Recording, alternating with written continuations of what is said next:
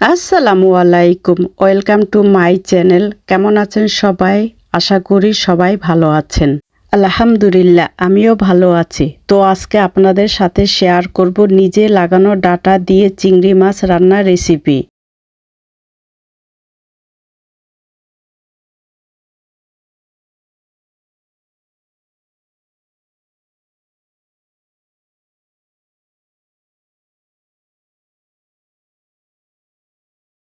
তো দেখতেই পাচ্ছেন কতটা লোভনীয় লাগছে। আলহামদুলিল্লাহ, আলহামদুলিল্লাহ, খেতেও খুব ভালো ছিল। রান্না করার জন্য আমি সব কিছু কেটে ধুয়ে পরিষ্কার করে রেডি করে নিয়েছি।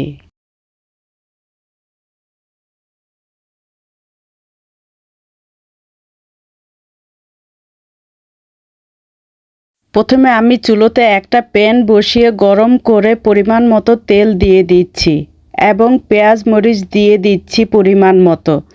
তারপর আমি একটু নেড়েচেড়ে নিব কাঁচা ভাবটা যাওয়া পর্যন্ত। এখন দিয়ে দিচ্ছি হলুদ, মরিচ, ধনে, জিরার গুঁড়া 1.5 টেবিল চামচ করে এবং স্বাদ মতো লবণ দিয়ে মশলার প্লেটটা ধুয়ে সামান্য পানি দিয়ে নেড়েচেড়ে কষিয়ে নিব। কোটা চিংড়ি মাছগুলো দিয়ে আবারও নেড়ে চেড়ে মাছগুলো কষিয়ে নিব। তো আমার ভিডিও যদি আপনাদের কাছে ভালো লাগে অবশ্যই লাইক, কমেন্ট, সাবস্ক্রাইব করে পাশে থাকতে পারেন। যারা অলরেডি করে ফেলেছেন তাদেরকে জানাই অসংখ্য ধন্যবাদ।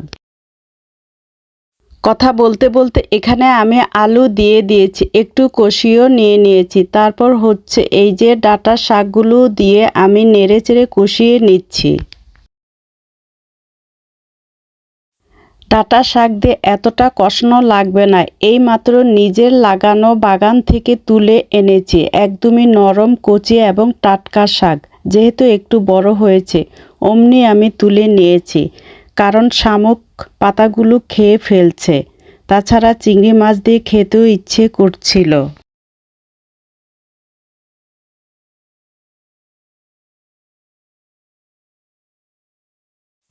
এই তো আমি শাক, আলু মশলার সাথে নেড়েচেড়ে মিশিয়ে ঢাকনা দিয়ে 2 মিনিটের জন্য রেখেছিলাম। এরই মধ্যে ঢাকনা খুলে আমি 1.5 গ্লাসের মতো পানি দিয়েছিলাম। ভিডিওটা আমার স্কিপ হয়ে গিয়েছে। এখন আমি এই পানিতে রান্নাটা করে নিব।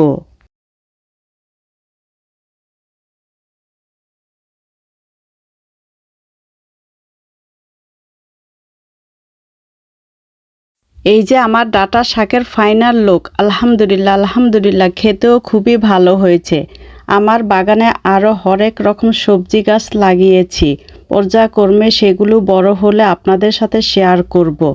তো আজ এখানেই, আবার দেখা হবে নতুন কোনো রেসিপি নিয়ে। ততক্ষণ পর্যন্ত ভালো এবং সুস্থ থাকুন। আল্লাহ হাফেজ।